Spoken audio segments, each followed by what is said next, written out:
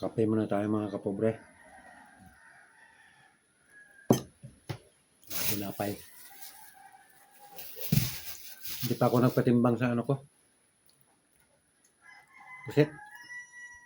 Kape muna ako kasi nagutom ako. Sakit ang ulo ko. Sa ulan.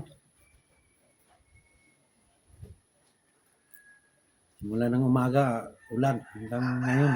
Hanggang pa, ulan pa rin.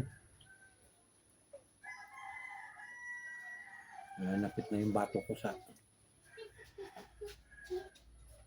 bigat ng sombrero ko. Naging basa.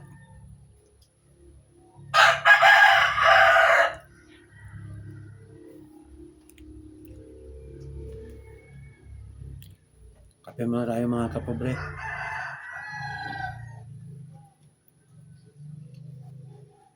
Ako lang dito mag-isa kasi nandun yung misis ko sa sa Yamira.